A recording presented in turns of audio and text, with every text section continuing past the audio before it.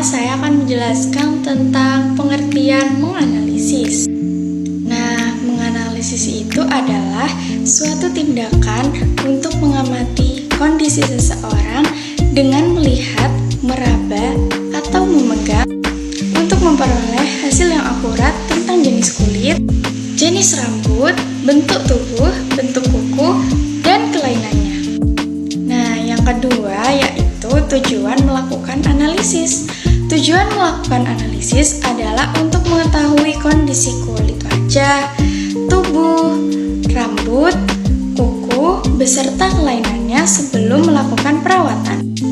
Ada beberapa hal yang dapat ditentukan berdasarkan hasil analisis, antara lain: yang pertama, menentukan tindakan perawatan yang akan dilakukan sesuai hasil analisis. Yang kedua, menentukan jenis kosmetik yang akan digunakan. Yang ketiga, menentukan teknik yang tepat dalam perawatan. Yang ketiga, teknik melakukan analisis. Ada 3 teknik melakukan analisis yang harus dipahami, yakni yang pertama adalah anamnesis. Anamnesis adalah tahap konsultasi dengan mengajukan pertanyaan seperti nama, usia, alamat, kosmetik yang pernah digunakan, keluhan klien mengenai kondisi kulitnya, dan lain-lain. Yang kedua yaitu inspeksi. Inspeksi adalah langkah pengamatan pada saat perawatan. Inspeksi dilakukan setelah kulit wajah dibersihkan. Yang terakhir ada palpasi. Palpasi adalah tindakan meraba untuk mengetahui elastisitas kulit dan kekencangan kulit. Materi selanjutnya adalah mengenal anatomi fisiologi kulit wajah. Kulit merupakan pembungkus elastik yang melindungi tubuh dari pengaruh lingkungan, baik itu cuaca, polusi udara, sinar matahari.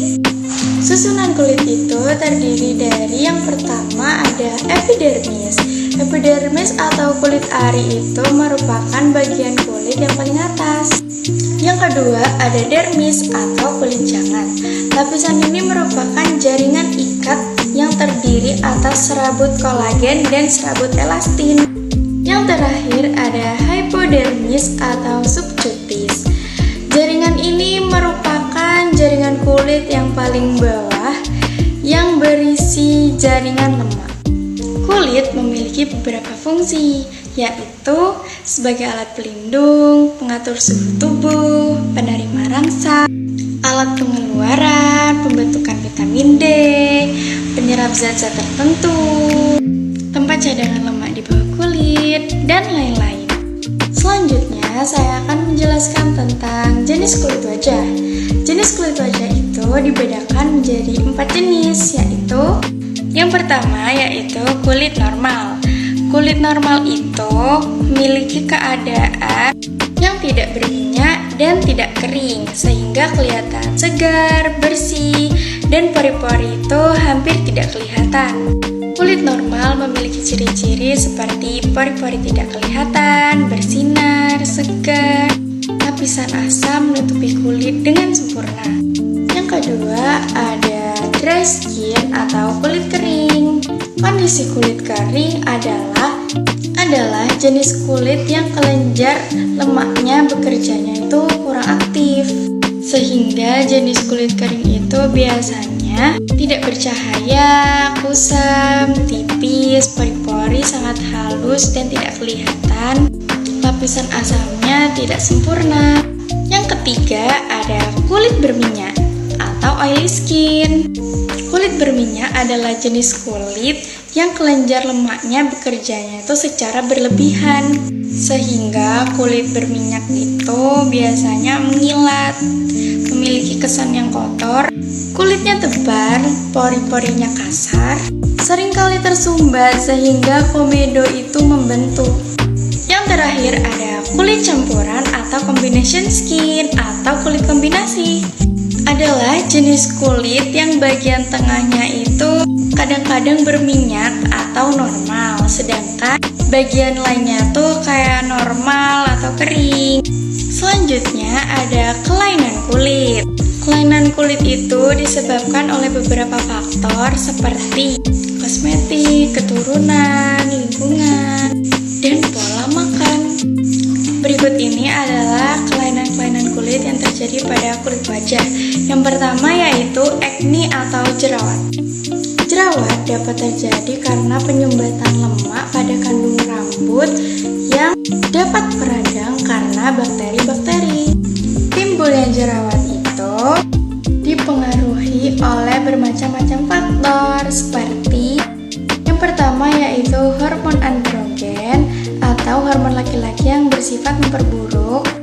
Yang kedua, hormon estrogen yaitu hormon wanita yang bersifat memperbaiki. Yang ketiga, kebersihan, gangguan emosi, dan lain-lain. Yang kedua yaitu milium. Milium merupakan penyumbatan massa sebum yang tidak mempunyai jalan keluar. Di dalamnya terdapat massa sebum yang putih warnanya.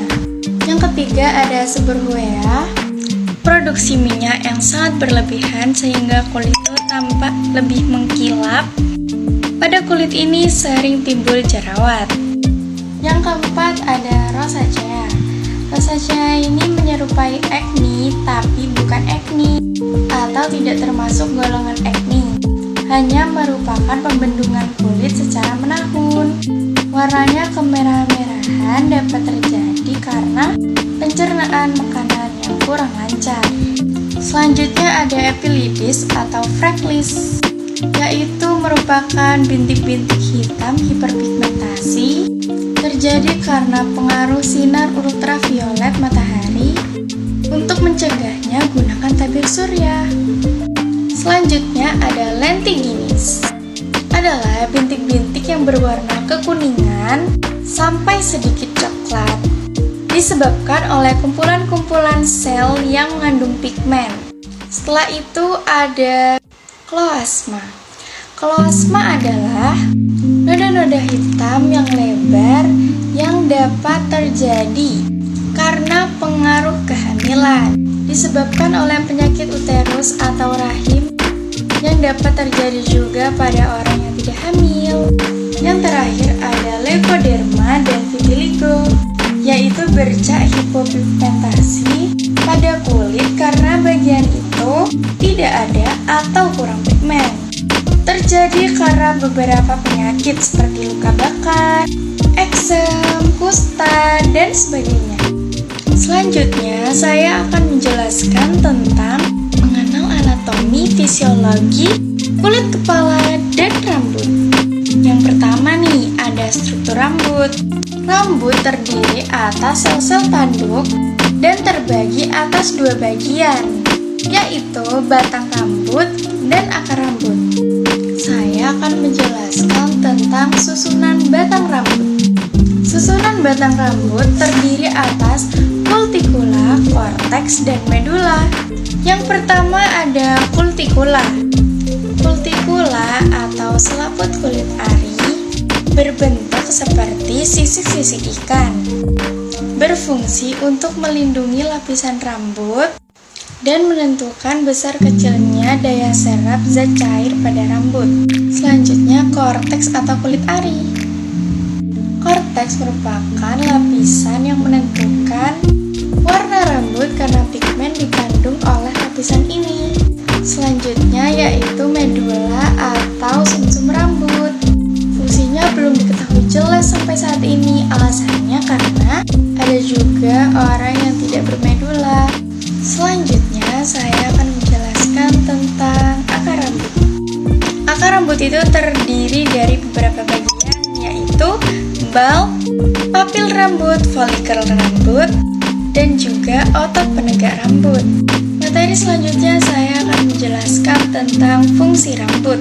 Seperti sebelumnya, fungsi rambut yaitu yang pertama sebagai pelindung, saraf perasa, penghangat, pengatur suhu kulit kepala, penambah kecantikan.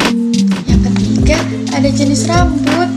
Jenis rambut itu terdiri dari beberapa jenis, yaitu selanjutnya ada rambut kering, terjadi karena adanya kelenjar palit yang bekerja kurang aktif. Setelah itu ada rambut berminyak. Kelenjar palit itu dalam kulit berminyak itu bekerjanya itu secara berlebihan atau terlalu giat.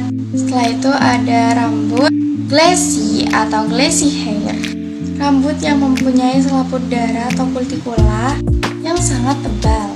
Macam-macam bentuk rambut. Yang pertama ada rambut lurus.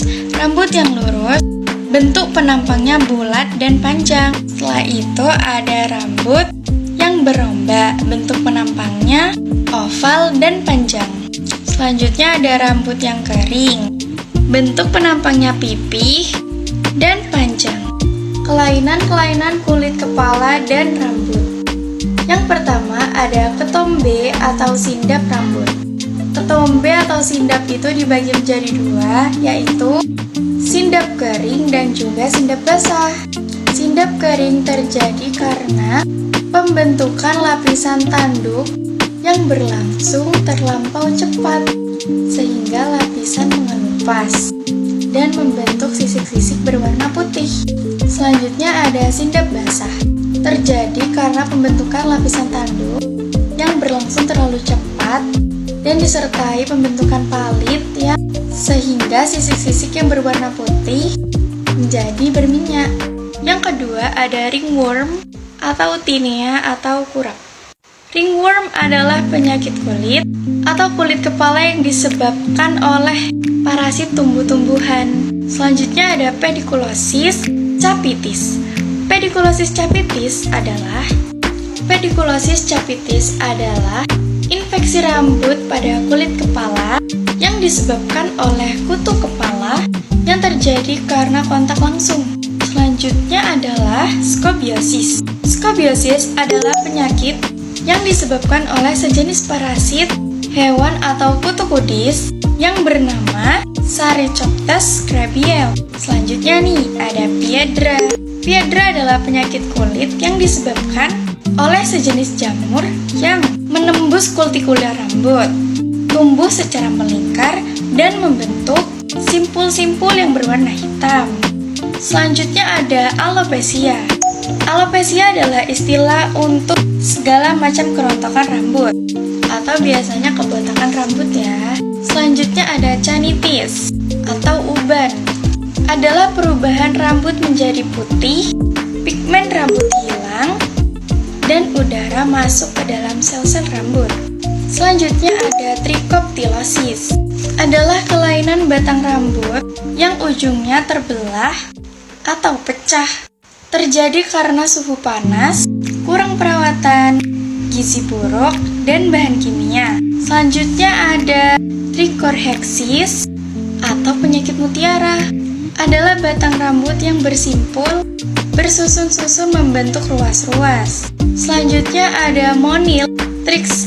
Monil trix adalah batang rambut yang melebar dan menyempit secara berseling, disebabkan oleh kelainan umbi rambut atau diturunkan. Selanjutnya ada trichoclesia, ditandai oleh kemunduran kualitas zat tanduk sehingga timbul warna seling-seling putih pada batang rambut.